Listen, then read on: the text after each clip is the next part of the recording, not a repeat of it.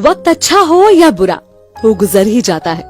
94.3 माई FM से मैं हूँ विनी आपके साथ, और चलो आज कुछ अच्छा सुनते हैं। सुनाती हूँ एक साधु की कहानी जो इस शहर से उस शहर, इस गांव से उस गांव यात्रा किया करते थे। एक गांव में पहुंचे क्योंकि शाम हो चुकी थी, तो उन्होंने एक घर पर दस्तक दी। घर से बाहर आया आनंद। साधु को देखकर उसने बहुत दिल से साधु का स्वागत किया, उन्हें बिठाया, सत्कार किया, बहुत अच्छी तरह से भोजन कराया और रात में साधु ने उसके घर में ही विश्राम किया। साधु उसकी सेवा से बहुत प्रसन्न थे।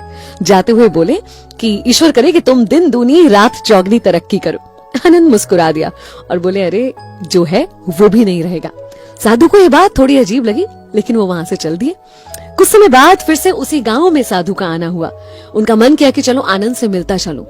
इस बार उन्होंने देखा, ये क्या, आनंद तो एक टूटी फूटी सी छोटी सी झोपड़ी में रहता है। जब वो आनंद से मिले तो पता चला कि व्यापार में नुकसान हो गया था और अभी एक जमींदार के यहाँ नौकर है। लेकिन उस टूटी फूटी झोपड़ी में भी आनंद ने उतने ही दिल से, उतने ही मन से साधु महात्मा का स्वागत किया।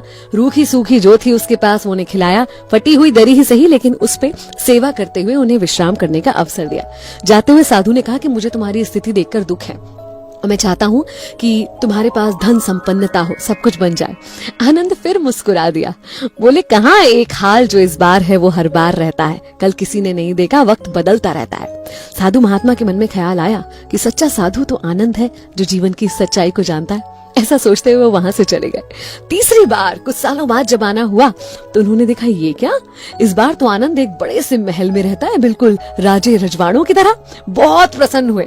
पूछा आनंद से कैसे हुआ, तो उसने बताया कि जिस जमींदार के यहाँ वो काम करता था वो आनंद के काम से बहुत प्रसन्न थे। क्योंकि उनकी कोई संतान नहीं थी तो अपना सब कुछ आनंद के नाम कर गए थे। साधु महात्मा हमेशा की तरह उससे बहुत प्रसन्न थे। जाते जाते उसे फिर आशीर्वाद देते हैं और कहते हैं कि मैं चाहता हूँ कि तुम्हारे ये सुख संपन्नता हमेशा यूं ही बनी रहे। आनंद मुस्कुरा दिया और बोला, आप अभी तक नहीं समझे?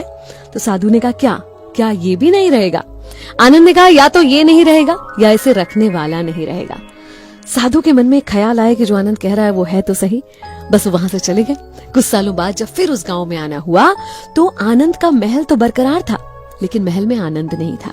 वहां पर कबूतर गुटर गू कर रहे थे। बेटियां ब्याह कर अपने अपने घर जा चुकी थी और एक कोने में, एक कमरे में उसकी बीमार पत्नी सिर्फ उस महल में रह गई थी। उस दिन उस साधु को एहसास हुआ कि कहने को तो साधु मैं हूँ, मगर असल साधु की विचारधारा तो वो आनंद जानता था। किस बात पे घमंड है हम इंसान को, किस बात पे हम इतराते हैं। जो आज है वो कल नहीं होगा, और जो कल होने वाला है उसका और आपको और हमें शायद अंदाजा भी नहीं है। हम ये सोचकर खुश रहते हैं कि हम मौज में हैं और सामने वाला मुसीबत में है, लेकिन ये भूल जाते हैं कि ना तो ये मौज रहने वाली है और ना वो मुसीबत रहने वाली है। असल इंसान तो वो है जो हर हाल में खुश रहता है। अगर माल है तो माल में खुश रहता है, और अगर बेहाल है तो उस हाल में खुश रहता है। हर हाल में जो खुश रहे, हर हाल में जो दिल से जिए, वही सच्चा इंसान है। 94.3 माई एफएम से मैं विनी। चलो आज कुछ अच्छा सुनते हैं।